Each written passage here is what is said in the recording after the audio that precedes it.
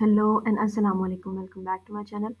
आज का जो हमारा टॉपिक है वो है the significance of the title of the reluctant fundamentalist. हम द रिलक्टेंट फंडामेंटलिस्ट जो टाइटल है नॉवल का, उसके ऊपर, उसकी सिग्निफिकेंस के ऊपर और उसके ऊपर बात करेंगे कि वो क्या डिफरेंट थीम्स हमें देता है और क्यों ये इतना इंपॉर्टेंट है, इसका टाइटल की सिग्निफिकेंस क्या है, वो आज आप उसके बारे में बात करेंगे।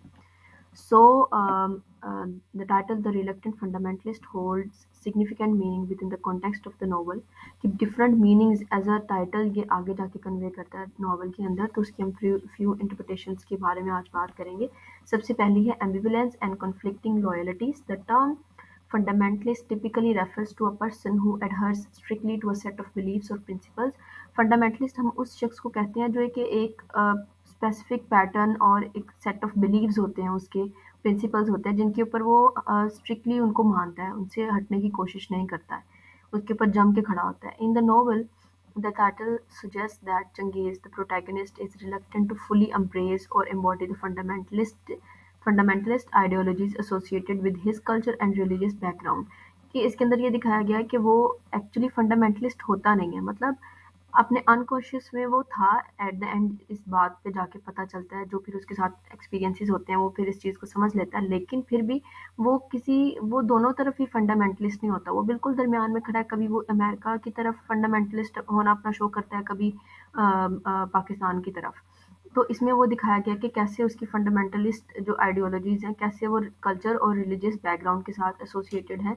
But I think so, according to my point of view, वो कभी भी एक तरफ होके उसने नहीं सोचा है कि वो कहाँ से एक्चुअली बिलोंग करता है, और बिकॉज ऑफ डायस्पोरा के वो एक दूसरी कंट्री में उसने अडॉप्ट किया, तो होमलैंड ये सारी सिचुएशन उसको फेस करनी पड़नी थी। He grapples with the conflicting loyalties between his Pakistani heritage and his experiences in America। जैसे मैंने बात की कि वो इनके बीच में कॉन्फ्लिक्ट और उसकी लॉयल्टीज जो है ना, वो उसको मसले आते हैं इस चीज़ों के अंदर, leading to a sense of ambivalence and hesitation. तो उसके अंदर एक हिचकिचाहट सी होती है कि वो दोनों क्रिएट करता है ये उसके लिए, कि ना वो पाकिस्तान के लिए, ना ही वो ईस्ट फंडामेंटलिस्ट प्रॉपर हो सकता है और ना ही वो वेस्ट के साथ पूरा फंडामेंटलिस्ट है। तो ये बीच की जो उसकी हिचकिचाहट है और बीच की जो एक जहाँ पे बिल्कुल बैलेंस नहीं है उसका, तो वो बीच में कहीं पे खड़ा है। नेक्स्ट इसका जो टाइटल है वो हमें इस चीज़ की सिग्निफिकेंस एक थीम देता है, वो क्या है? The critic of simplistic labels. The title challenges the tendency to label individuals based on superficial और प्री कंसीव्ड नोशंस। जैसे कि हमने प्रिजुडाइज की बात की थी कि पहले किसी के बारे में प्री कंसीव्ड नोशन बना लेना या सुपरफिशियल बातें करना कि शायद ये जो है वो एलियनेट है या ये यहाँ से बिलोंग ही नहीं करता, और xenophobia और इस्लामोफोबिया की भी हमने बात की थी। By characterizing Changiz as a reluctant fundamentalist, the novel prompts reader to question their own bases and assumptions about people from different cultural backgrounds। As कि ये जो novel है इसकी ending open ended है, इसमें बिल्कुल रीडर्स के ऊपर छोड़ा गया है कि वो इस नोवेल के बारे में क्या रेजोल्यूशन लेके आते हैं। It highlights the complexity and nuance of identity and warns against oversimplifying individuals based on stereotypes। कि complexity बताता है ये identity की, कि कैसे वो ओवर सिंप्लीफाई इंडिविजुअल्स जो होते हैं उनको स्टीरियोटाइप्स की तरफ ले जाता है।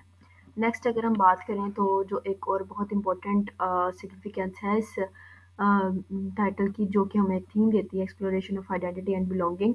The title reflects on the novels central theme of identity and belonging. कि इसका मेन जो टाइटल है वो रिफ्लेक्ट करता है कि नॉवल का सेंट्रल थीम आइडेंटिटी और बिलोंगिंग के ऊपर है। Changez's journey involves a struggle to reconcile his Pakistani heritage with his experience in America, ultimately leading to a transformation in his sense of self। कि बहुत उसकी जर्नी है पूरी इसके अंदर, और कैसे वो इस पूरी जर्नी में आइडेंटिटी और बिलोंगिंग को जो है वो सर्च करता है। The term fundamentalist in the title represents the cultural expectations and pressures that shape Changiz's and identity and his reluctance to conform to them।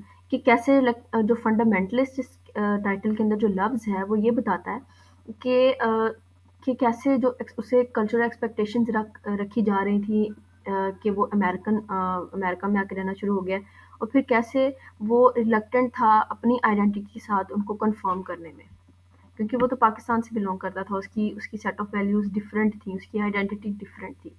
Next the last but not the least, अगर हम बात करें तो ये जो title है ये हमें बताता है the critic of global politics and power dynamics. That's the very important theme of this whole novel और टाइटल इटसेल्फ कि ये ग्लोबल पॉलिटिक्स और पावर डायनामिक्स के ऊपर बात करता है। The title can also be seen as a commentary on the broader geopolitical landscape के बहुत वाज़िया वाइड जाके ये जियोपॉलिटिकल लैंडस्केप के ऊपर बात करता है कि कैसे एक इवेंट पूरी जियोपॉलिटिकल सिचुएशन को चेंज करता है और वो कैसे डिफरेंट कंट्रीज़ को, डिफरेंट इंडिविजुअल्स को कैसे इफेक्ट करती है। The novel is set against the backdrop of the aftermath of 9/11 explores the impact of global politics on individual lives. Obviously 9/11 is very important event in the history, और उसके बाद जो चीज़ें शुरू हुई, war on terror in Pakistan and different things, और global politics में कैसे चेंज आया और उस ग्लोबल पॉलिटिकल ट्रांसफॉर्मेशन ने इंडिविजुअल्स की लाइफ के ऊपर क्या इफेक्ट डाला, वो तमाम चीज़ें इसके अंदर डिस्कस होती हैं। By using the term fundamentalist in the title, the novel highlights the complexities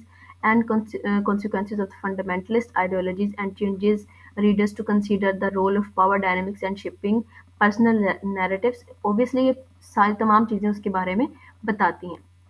Okay, so the last thing that I want to discuss with you guys is the thing that the reluctant fundamentalist as a title की significance हमने देखी, उसके पूरे analysis के वो कैसे theme देते हैं, डिफरेंट तरह का थीम देता है title.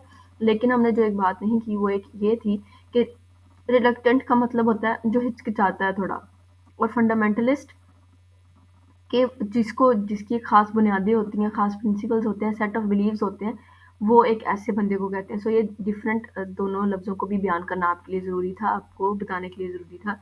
Next, thank you so much for watching the video. Please like and subscribe and please do comment in the comment box below to let me know that what you guys think about the video, and please do share it with your friends. Allah Hafiz.